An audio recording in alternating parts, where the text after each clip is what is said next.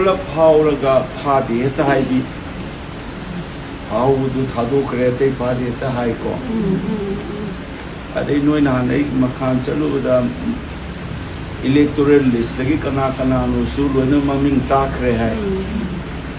अदगी police अमसु यावे है अदु मोय करी एक्शन लौरगे सिने आइना खंगनिंगे मी असी बैदुदी अमुसु हला अरोय कोइ बिको हाइवे को ले पुंसी एसदी इंगौ बखोइ लीलाने हाइने ब मोयदुदी दे रेस्ट इन प्रिसाइजली नद्रो सो मना त चक्रबनी मोय इंगौ बे कोइ अवाब सिने बयाम नाइटिस अदुना अरान ब तौबो मी से जस्टिस लाक पैसे फादना कोतना तौरती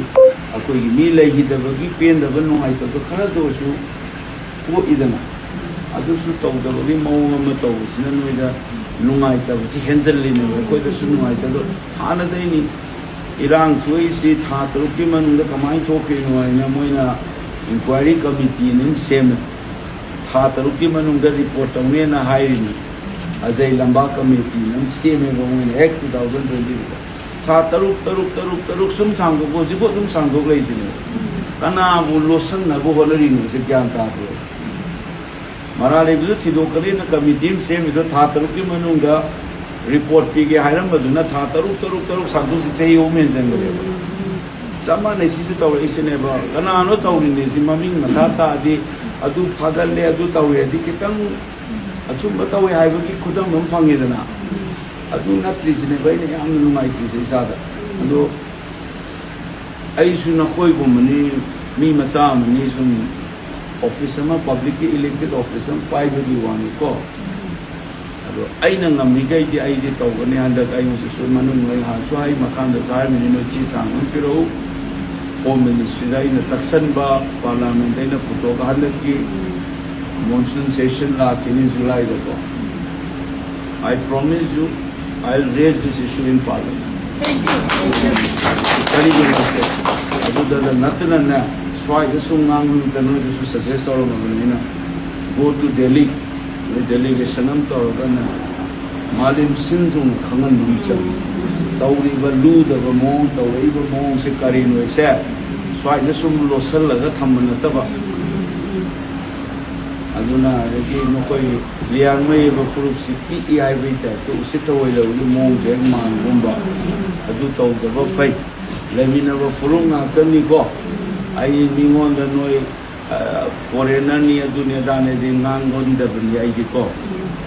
makoi gi marak da su furup ma da su lana namjin gi na taw ni ai ne lawe ba di ko makoi da su ni asina to ni ai na ai sini na su wai sa ba dai na makhanda lai ni han na chura champu de gi chelak ko mai te imung khara nupi khara kap ko la wari sa ba dai na hai ko nioi ba mana pokko matam na ko na Bible so has ni love thy neighbor hai ni natro adu Bible su pa na se neighbor ni nga smain ni hat wa to ri na Christian chadi ba chinna na Christ hai ga thabak na mata ura di pa you have a judgment day aduna lai gi wari ni dharma gi wari ni na na prithvi da leba ko gi new ba khuna yo ne ling na leba ko da di law ai ba ma le justice ai ba le du gi ni to ba man to e ba ko ana ina chura champo de ha ma chela ko me te ni ai hai se irang ko ka tha ma ni pha de nei wari ni Delhi da mo nam la ga koi constitution club to na rain hai ba ai na wari sumaina to pa furup te su sumaina mama mapa kaina gi bagi awa ba le ro ne se koi kaw bum si aduna ko mi oi ba mo na po bagi mi e go koi tai ni sa ondri ne ba sa ol ko mi gi khudam ne ba sumai to rais sigi pen se atop de su poi ko su poi se khangmam change ba ko ko na saung na ga so sima te koi kaw ga ba ke no da sa gi ma to ta ma ko su sa ola di patre de na ko mi mo na ko di lai ne do bu mi mo na su nang ni justice phangom to ko di pha da na ko ta na tau sigi mara le di dan di bi bum thu e ba ko di da na tau ra ga di sarkar su yaw na tau ri hai ta ne moi gi na khu su ai na si yaw ai sei mara ma mai je ge ba ko khai na ko gi India Pakistan khai do ki ba da na ni se million da ha ri nyam khang bi na wari se adui ma tam du da अफाव नुपा writer इरंब माई वारी मचा मचा लेते मान humanity से कमाई मांगे से मा वारी मचा मई ngasi शेयर तौजरंगेबको अखोइसु लोइनमक क्राइम से यावे से कमाई हारकदुनस तुमिना लेगदु मैमना प्रोटेस्ट तौरिसे जस्टिस तारिसे मरम से करी मा हाइने हुजिकदा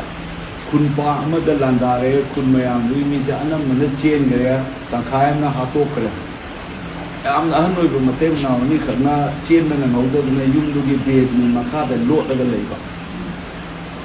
अतोप फ्रूट की कांगुदुना मोगी थादोके बियुम मैम मोना लोइ लोकसल लेबा होरे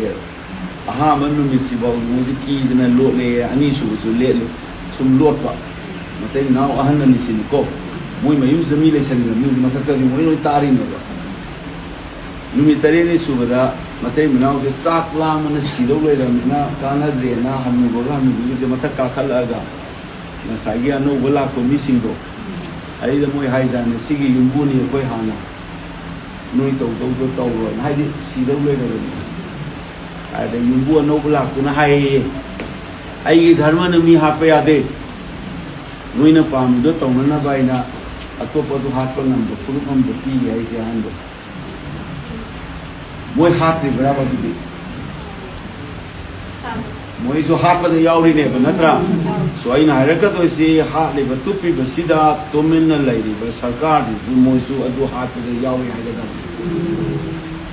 हाइसे ग्यान ताइको मोइना फादना खोतना तौरगदी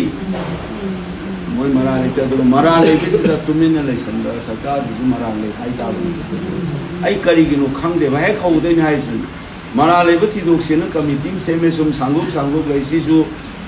मसक ममी लोइ तामे हाय नोइना सीएम ना कोनुमितदा सुमोइ पुलिस लागसु स्टेटमेंट लौग्रे अदुगो जि कइमते तौरतिसे करिगिनो सिन से कोइ दाइ के कोइ पार्टी सोइ हाइदम तक्सन मम चंगिसे करिगिनो सुम सुमा हमु यानो सुम चलदी नोसु यावरे बनि हातदा अंसाइगे अहलन थोके दो कोइ धर्मन हाते जो हाना फिगर दिमो यावरे अदुनी आई हाइसदुना मयाम न प्रोटेस्ट और से लेप यादे दुबो न्यूय बगी गुण कोइगी हार्ट यावदुदी काउतबा पेन से पुरु मसन खनल तुना मोइते सो असि यावरि सोन यावरि को सि हायन सि हाले से चुमी हाब नते को न्यूय बमोइना कोइगी न्यूय बगी ह्यूमैनिटी दो नाम न बगी वान ने बट अकोइगी पामिबा जस्टिस ति फंगदबदी यारो मराले बमी से खंग खंगना लोसल आई हाइजे यामना फोंगा वान फारगा फादे हाइबी अदु तौरत सिमा सि यामना मोंग चादब थबक ने बसे दुना आइगी सोइना तौबम थोपा आइगी जाइजने होम मिनिस्टर चिठी बादि चे चांग मंदुं दो पिबिरो आइगा अतोप पार्लियामेंट की मी ओनबा एमपी अतैदा सोइदी वारी सागल लेबको मोइदे सो खंगन मम चांगेबा अदुगा पार्लियामेंट सु पुखटे अदुगा प्रेशर तौसी मैम प्रोटेस्ट तौरना नाइने सु मफम दि चलगा तौबदा si justice sama lakna bayang thoi se lepan donam kari mara lebi thidok ti ngasi bau kari gino sa ko pulak tanmin na rum changi iram nam se santi ina le ga do le ham le na sa ngarang nam operation ta wi ga inter sum yeng ni mit thuk na ba nga ki thayuk na ba taw ra kai su khala i wa khan da ko apa ba taw budi kai su kai de tu kai tu bu akoi na khanga ra ga le ra ba pot ma da taw da ba ma da na ka da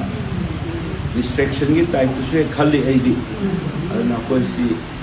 मितना Simba अन्य नोई dining में से आवाज़ बदली कोई खांगी बना मा कोई सुबह ना मा इधम नम से चाहिए वो वाला बनी मी इमुं कुंठा मरी ने उसे मणिपुर में मिलते ही मरते सु कदाई सखी खांगो सीरेन लोगा मिलते ही चन्ना बिने ना कोई नो ऊना मौत से लगा रिचुअल पांथोक रहा तो पुंग दे हालत किधर ले रंग किधर ने मोई तो हालोगी मी इमुं कुंठा मरी ले बा मानो से कोई नहीं तो अकनाम तो कहीं था वही दे ना से अदुना अमुक तो दो मुंगले ले पाक से तो ले से अदुना कोई लव लेट मिन से तंगदु लेता बा पीसफुल होय बा हार्मोनियस सोसाइटी में लाख की होगा सिगी मी तरुक सी बस का ना ते कोई तांगो the box the justice like the in tatna lai gung am na ko club le min na taw se ko aduga noi gi outer manipur gi mp na te hai gi wan te ai gi manipur gi representative ni ko so I do my job at the gear quickie. I get colleague, you know, afraid to Sumasu, Mam Lapai, having Masu, inconvenient Masai Karalego, what I'm like to give her many months to kind of laugh to the massage the entire report. Do not the Mala and Pasu lady, the Mama lady, the village children, welcome. I don't know, I know, I trust you know this, I mean, say, Mark Zuccara, limitation of the total program, the Parasuaro will go. Puna Lemina say, Akoi Lemina way out of any Puna Natra, Longani Kena by Zena having me, the Yaman to sleep missing Masamana Porte, Natrado, Makanga Libo, Liang Maga, Amatala, you will come to go Manaroin. My day, Maratosu, Kaxing, Impal, Loman, Kena by Silicon to Mana Badi, Madame, common noise, say, Lamito, Kaire. Iran Kwena, Chalina, I staff member Sai staff member ni Mari Romani Mois money man, my worry nearly number money go BP Iran, not Sapia, the father, the Irama, they don't know more than a home visit. So later we down Capaya and the ports of my arm clear or quite a call. The Tandu later, but lovely in a buggy walk along the jungle plate. I go that to mine of what I'm in a Seduga. Yam Haman, voice. I should number get one again to also live. I now suggest all ministers that Tawanu, daily the Suno delegation and Chalaga press conference over Almatin Panaso Pangaran. I pity people who know Tawizikarinas. Chalaga Tamay people Malay, they were not. The one will go. The man should pray to view again. In only one way. Sila ibang piece in kita siya asini traumatic ko. Like hindi ba mi dines hanti ko pero niba. Magi lehori ba macha masung nipi angang sin sila tuloy do wakan sa. Ako niya ang tang noy alone te ako lagi ha. Machang eba. Aduna ina mo na sa nila. Si thadok ka ba ako sige magi lagi ba mo na nipa taru sige nipi angang sin maluay na ko.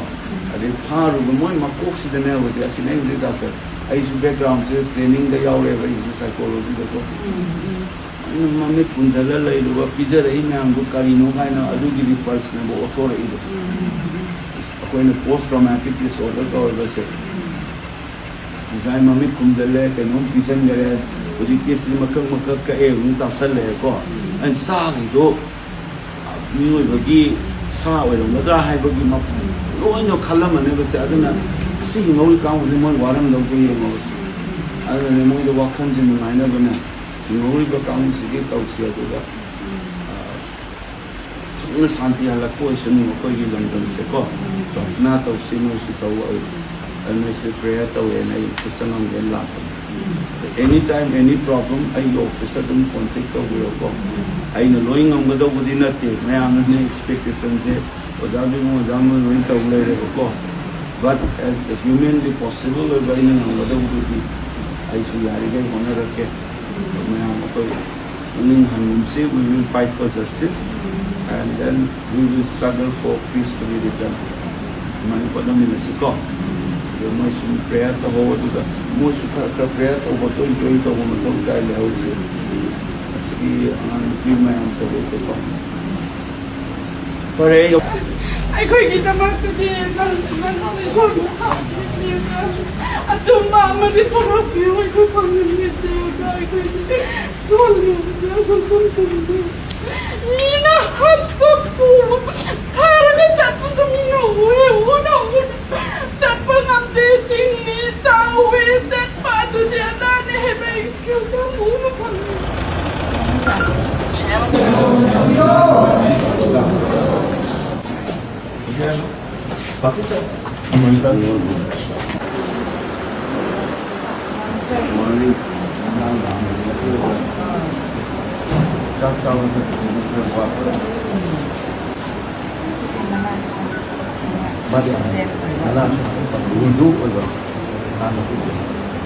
nó phúc nào đó bữa sáng thì đi đâu mà Dane bawa semua mana? Tusino, tusin semua lo, tusin semua lo. Hana lang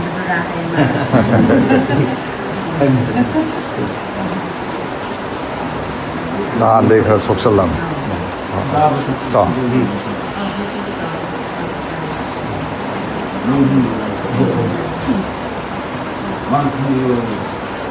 Mana enggak? Sini. Sini kan itu.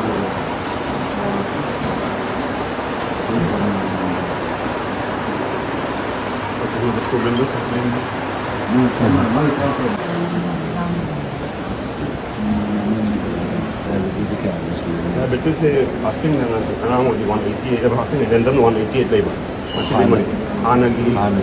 Anak sudah kita kesal. Tablet cek. Anak yang tu pak. 뭐 이게 Mana yang masih? Mana yang apa? Kunci sekretari kan? Ada itu mana? Bukan lagi dah tu siapa? chairman Adam Oh, mana ngarang di kunci? nahali ay saya anak di hospital ko bibili ada ni di ay saya dah ulang aja. Waktu tu pasal ni, aku juga nak mundur ni. Moi on makse post traumatic stress disorder. Ada di ni ada tu kan. Tu stress ada di wall. Hamdan. Wakaf dah itu. Ini hol jadi tu. Jadi kaunseling di sana sesuatu. Next week tu tak? Next. Okay. It's all his game. As long as his blessing man the challenge is the time war like something. Sports always in older part of the I was a parliament session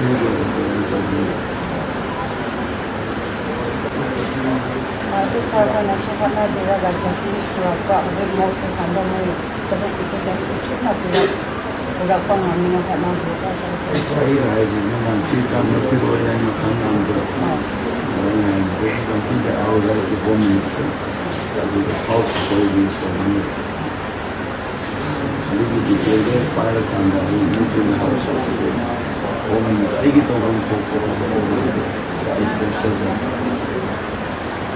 I tell you, so this is the one you do the law. Do a press conference and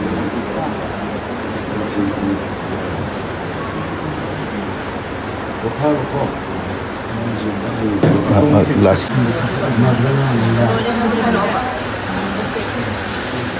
Mungkin sahaja tak kerjaan tenang. Sama ho.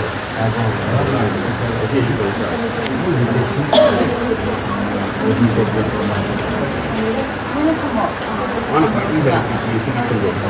I want to know the assumption is whatever they were fed, the life in the condition.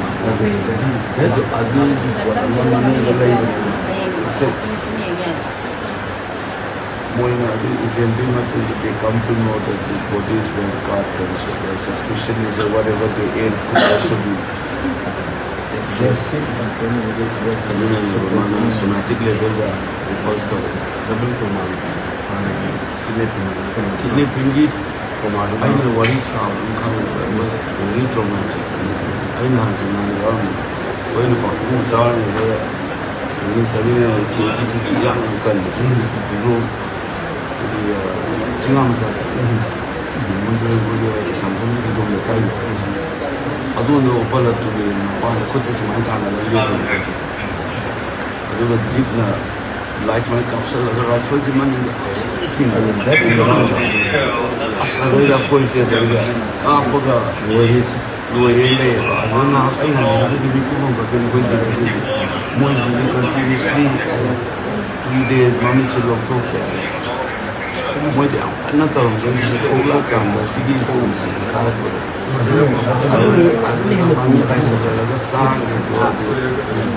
suspicion though. Unless I fit the same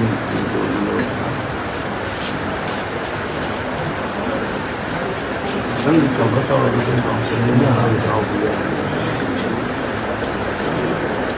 kari kari atau semua orang cerita apa yang dia tahu dia ꯂꯩꯌꯦ ꯃꯈꯣꯏꯁꯨ ꯂꯥꯛꯀꯅꯤ ꯑꯗꯒꯤ ꯑꯉꯥꯡꯁꯤꯡꯗ ꯈꯤꯇꯪ role up ꯇꯧꯕꯁꯨ ꯌꯥꯎꯕ꯭ꯔꯕ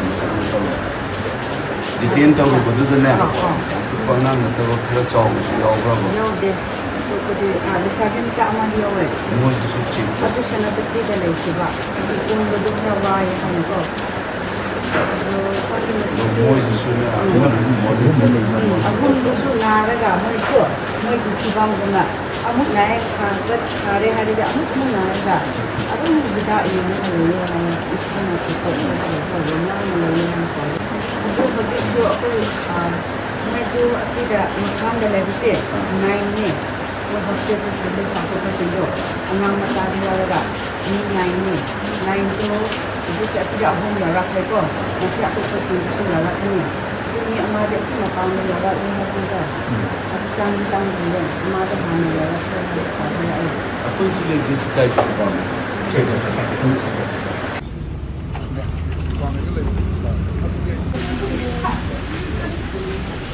ꯅꯪꯅ ꯄꯥꯏ ꯏꯁꯣꯔꯒꯤꯗꯃꯛꯇ ꯑꯩꯈꯣꯏꯒꯤꯗꯃꯛꯇꯗꯤ ꯅꯪꯅ ꯏꯁꯣꯔꯅ ꯍꯥꯞꯄꯤꯔꯒ ꯑꯆꯨꯝꯕ ꯑꯃꯗꯤ ꯄꯨꯔꯛꯄꯤꯌꯨ ꯑꯩꯈꯣই ꯐꯪꯍꯟꯕꯤꯗꯦꯗ ꯑꯩꯈꯣꯏꯗꯤ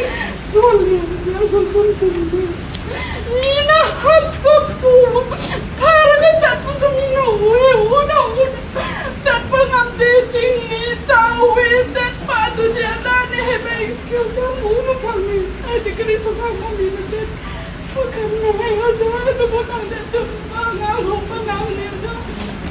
ꯑꯩꯒꯤ ꯈꯨꯟꯅ ꯅꯪꯕꯨ ꯎꯗ꯭ꯔꯤ ꯉꯁꯤꯅ ꯍꯥꯟꯕꯅꯦ ꯑꯗꯨꯕꯨ ꯅ꯭ꯌꯨꯁꯇ ꯅꯪꯅ ꯑꯆꯨꯝꯕ ꯉꯥꯡꯕ ꯑꯌꯥꯝꯕ ꯑꯣꯏꯔꯒ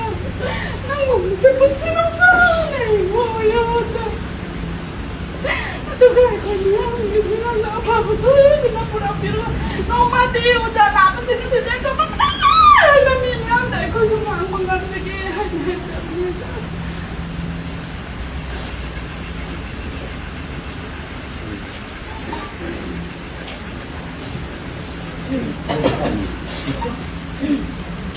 ꯉꯁꯤ ꯃꯐꯝꯗ ꯂꯦꯡꯕꯤꯔꯛꯄꯗꯨ ꯑꯩꯈꯣꯏꯗꯤ ꯍꯥꯏꯅꯤꯡꯉꯥꯏ ꯂꯩꯇꯅ ꯊꯥꯒꯠꯆꯔꯤ ꯑꯗꯨꯕꯨ ꯑꯩꯈꯣꯏ ꯃꯅꯤꯄꯨꯔꯗ ꯂꯩꯕ ꯏꯟꯗꯤꯄꯦꯟꯗꯦꯟꯁꯁꯤꯡꯁꯦ ꯑꯩꯈꯣꯏꯗꯤ ꯃꯅꯤꯄꯨꯔ ꯃꯆꯥ ꯅꯠꯇꯕ꯭ꯔꯥ ꯍꯥꯏꯕ ꯃꯣꯏꯅ ꯍꯥꯟꯅꯤꯡꯕ ꯃꯇꯝꯗ ꯄꯨꯊꯣꯛꯑꯒ ꯐꯥꯔꯦ ꯑꯗ ꯍꯥꯠꯂꯁꯨ ꯅꯣꯡꯃꯩꯅ ꯗꯪ ꯂꯥꯎ ꯀꯥꯞꯄꯒ ꯊꯝꯕꯤꯔꯝꯃꯣ ꯑꯗꯨꯗꯤ ꯅꯠꯇꯦ ꯃꯣꯏꯅ ꯇꯧꯔꯒ ꯑꯣꯛ ꯀꯛꯄ ꯁꯥ ꯃꯇꯨꯝ ꯀꯛꯄꯗꯕꯨ ꯉꯥ ꯃꯇꯨꯝ ꯀꯛꯄꯗꯕꯨ ꯀꯛꯑꯒ ꯁꯤꯗ ꯃꯣꯛꯄ ꯊꯝꯕꯤꯔꯤꯁꯤꯕꯨ ꯀꯔꯝꯕ ꯃꯈꯜꯒꯤ ꯖꯤꯕꯅꯣꯕ ꯃꯣꯏ ꯀꯣꯛꯈꯤꯁꯤꯕꯨ ꯑꯩꯈꯣꯏ ꯃꯣꯏꯁꯦ ꯏꯟꯗꯤꯖꯤꯅꯁ ꯅꯠꯇꯕꯅꯤꯅ ꯃꯣꯏꯗꯤ ꯔꯤꯐ꯭ꯌꯨꯖꯤꯅꯤꯅ ꯑꯩꯈꯣꯏꯁꯦ ꯅꯨꯡꯁꯤꯐꯝ ꯈꯪꯗꯦ ꯃꯣꯏꯅ ꯑꯩꯈꯣꯏ ꯃꯅꯤꯄꯨꯔꯗ ꯂꯩꯕ ꯑꯩꯈꯣꯏ ꯃꯅꯤꯄꯨꯔ ꯃꯆꯥꯁꯤꯡꯁꯦ ꯃꯩꯇꯩ ꯑꯣꯏꯔꯣ ꯀꯕꯨꯏ ꯑꯣꯏꯔꯣ ꯇꯥꯡꯈꯨꯜ ꯑꯣꯏꯔꯣ ꯂꯦꯡꯃꯩ ꯑꯣꯏꯔꯣ ꯃꯈꯣꯏ ꯃꯌꯥꯝꯁꯦ ꯃꯈꯣꯏꯅ ꯀꯔꯤꯃꯇ ꯎꯁꯤꯠꯇꯕꯒꯤ ꯃꯑꯣꯡꯅꯤ ꯃꯣꯏꯁꯥ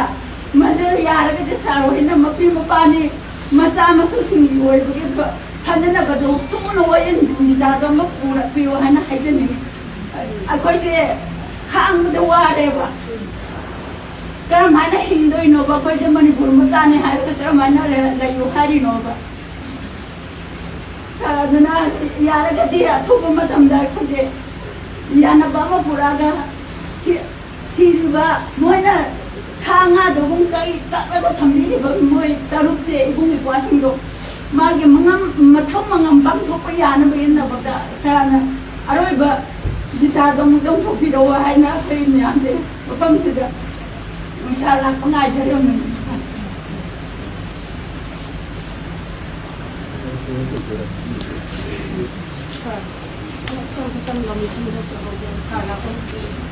ꯏꯁꯣꯔꯒꯤ ꯃꯤꯡꯗ ꯉꯝꯈꯩ ꯂꯩꯇꯅ ꯈꯪꯖꯩ ꯃꯔꯝꯗꯤ ꯁꯥꯔ ꯎꯕꯁꯦ ꯑꯩꯈꯣꯏꯅꯁꯨ ꯏꯁꯣꯔꯅ ꯊꯥꯕꯤꯔꯛꯄ ꯒꯤꯐ ꯑꯃꯅꯤ ꯍꯥꯏꯅ ꯈꯟꯖꯩ ꯑꯩ ꯄꯨꯛꯅꯤꯡꯗ ꯑꯗꯒꯤ ꯁꯥꯔꯅ ꯑꯍꯥꯟꯕ ꯚꯣꯠ ꯂꯦꯞꯅꯕꯅꯤ ꯍꯥꯏꯅ ꯅꯣꯡꯃ ꯐꯣꯟꯗ ꯑꯩꯅ ꯎꯕ ꯃꯇꯝꯗ ꯑꯁꯤꯒꯨꯝꯕꯁꯤꯗꯤ ꯏꯔꯝꯗꯝꯒꯤ ꯌꯥꯝꯅ ꯗꯔꯀꯥꯔ ꯑꯣꯏ ꯑꯁꯤꯗꯤ ꯏꯔꯝꯗꯝꯒꯤꯗꯃꯛꯇ ꯑꯐꯕ ꯃꯤꯅꯤ ꯍꯥꯏꯕꯁꯦ ꯑꯩꯒꯤ ꯊꯃꯣꯏꯗ ꯂꯦꯁꯟ ꯍꯥꯏꯒꯗ꯭ꯔꯥ ꯃꯅꯥꯎ ꯍꯥꯏꯒꯗ꯭ꯔꯥ ꯑꯩꯅ ꯑꯗꯨꯃꯥꯏꯅ ꯑꯩꯒꯤ ꯊꯃꯣꯏꯗ ꯂꯥꯠꯆꯈꯤ ꯑꯗꯣ ꯑꯁꯦꯡꯕꯃꯛꯀꯤꯁꯨ ꯑꯣꯖꯥꯅ ꯉꯁꯤ ꯑꯩꯈꯣꯏꯒꯤ ꯁꯥꯔꯅ ꯏꯔꯝꯗꯝꯒꯤ ꯌꯥꯝꯅ ꯐꯅꯕ ꯁꯤꯟꯕꯤꯕꯗ ꯎꯕꯗꯁꯨ ꯌꯥꯝ ꯊꯥꯒꯠꯂꯤ ꯑꯗꯨꯕꯨ ꯍꯧꯖꯤꯛꯁꯨ ꯑꯆꯨꯝꯕ ꯋꯥꯌꯦꯜꯁꯦ ꯑꯊꯨꯕ ꯃꯇꯝꯗ ꯄꯨꯊꯣꯛꯄꯤꯅꯕ ꯁꯥꯔꯒꯤ ꯑꯉꯝꯕ ꯊꯥꯛꯇ ꯍꯣꯠꯅꯔꯛꯀꯅꯤ ꯍꯥꯏꯕꯁꯦ ꯑꯩꯈꯣꯏꯒꯤ ꯑꯁꯥ ꯇꯧꯖꯔꯤ ꯑꯁꯤꯅꯁꯨ ꯈꯪꯍꯟꯅꯤꯡꯗꯨꯅ ꯁꯣꯜꯂꯕ ꯄ꯭ꯔꯖꯥ ꯑꯃꯅꯤ ꯅꯍꯥꯛꯀꯤ ꯄ꯭ꯔꯖꯥꯁꯤꯡꯕꯨ ꯆꯞ ꯃꯥꯟꯅꯅ ꯌꯦꯡꯕꯤ ꯅꯍꯥꯛꯀꯤ ꯄ꯭ꯔꯖꯥꯁꯤꯡꯕꯨ ꯆꯞ ꯃꯥꯟꯅꯅ ꯖꯥꯠ ꯈꯥꯏꯗꯅ ꯉꯥꯡꯕꯤꯕ ꯑꯣꯖꯥꯁꯤꯡꯁꯤ ꯎꯕꯗ ꯑꯩꯈꯣꯏꯅ ꯑꯣꯖꯥ ꯂꯥꯛꯀꯅꯤ ꯍꯥꯏꯕꯁꯦ ꯏꯁꯥꯗ ꯗꯨꯛ ꯂꯥꯛꯄꯒꯨꯝꯅ ꯉꯥꯏꯖꯔꯝꯃꯤꯕꯅꯤ ꯑꯗꯨꯅ ꯑꯣꯖꯥꯅꯁꯨ ꯐꯅꯕ ꯃꯌꯥꯝꯒꯤꯗꯃꯛ ꯐꯅꯕ ꯖꯥꯇꯤ ꯈꯨꯗꯤꯡꯃꯛꯀꯤ ꯐꯅꯕ ꯁꯤꯟꯕꯤꯔꯛꯀꯅꯤ ꯍꯥꯏꯕꯁꯦ ꯊꯥꯖꯩ ꯊꯣꯛꯄ ꯃꯇꯝꯗ ꯃꯣꯏꯒꯤꯗꯃꯛꯇꯁꯨ ꯋꯥꯌꯦꯜꯁꯦ ꯁꯨꯝꯅ ꯌꯦꯟꯕꯤꯅꯕ ꯑꯁꯤꯒꯤꯗꯃꯛꯇꯁꯨ ꯑꯣꯖꯥꯕꯨ ꯅꯤꯡꯖꯕꯅꯤ ꯑꯣꯖꯥꯅ ꯇꯥꯕꯤꯅꯕ ꯃꯌꯥꯝꯅ ꯂꯧꯕꯤꯅꯕ ꯑꯣꯖꯥꯕꯨꯁꯨ ꯌꯥꯝ ꯈꯟꯅꯁꯤ ꯇꯧꯁꯦ ꯑꯩ ꯅꯍꯥꯟꯁꯨ ꯑꯩ ꯅꯣꯏ ꯃꯈꯥꯟꯒꯤꯗ ꯂꯥꯛꯑꯝꯃꯤꯗꯅꯀꯣ ꯑꯩꯅ ꯁꯤꯗꯤ ꯃꯤ ꯑꯍꯨꯝ ꯑꯃ ꯉꯔꯥꯡ ꯄꯨꯈꯠꯂꯛꯑꯦ ꯉꯔꯥꯡ ꯑꯩꯅ ꯌꯥꯝ ꯊꯦꯡꯅꯩ ꯇꯥꯕ ꯃꯣꯏ ꯑꯃꯨꯛꯇ ꯎꯅꯔꯝꯒꯦ ꯑꯗꯣ ꯑꯁꯤ ꯄꯣꯁ ꯇ꯭ꯔꯣꯃꯦꯇꯤꯛ ꯗꯤꯁꯑꯣꯔꯗꯔ ꯍꯥꯏꯅ ꯃꯣꯏꯅ ꯇꯧꯈꯤꯕ ꯃꯌꯥꯝꯗꯨꯒꯤ ꯈꯨꯗꯣꯜ ꯑꯃꯁꯨ ꯂꯥꯎ ꯍꯥꯏꯔꯤꯁꯦ ꯃꯣꯏ ꯉꯔꯥꯡꯒꯤ ꯑꯍꯨꯝꯗ ꯅꯠꯇꯕ ꯑꯃꯁꯨ ꯍꯧꯖꯤꯛ ꯄꯨꯔꯛꯍꯧꯔꯦꯕꯀꯣ ꯗꯣꯛꯇꯔꯁ ꯑꯩ ꯗꯣꯛꯇꯔꯁꯇ ꯎꯅꯔꯦ ꯃꯣꯏꯅ improvement khara lai aduga counseling kari ka honaba tawbu hai adu tawne thoi ba tawdok si nungai badi nate aina hai basu ni loi khangaraba wani ko 2023 dagi haurai se sum laina se phagidra ga sum sandorakpa sum henjale dagi masai hai duni ni hat su hek lu da bai tare mina adum makoi se han dagi sulum kha ka tuma mi ta ba ura bne ba se koi se khana chena da hana suna ba du gi da na ta ba da ni hat lu da bai tare azada ba mu se dum sigi mama du sun kha ka kop di haura bne du laina sige hazan gadra control to gadra hai ga thawin ki thado ko gi mong ga to bi se sine koi na injustice se am ni mai ti se na handaki koi gi liang mai da thui zu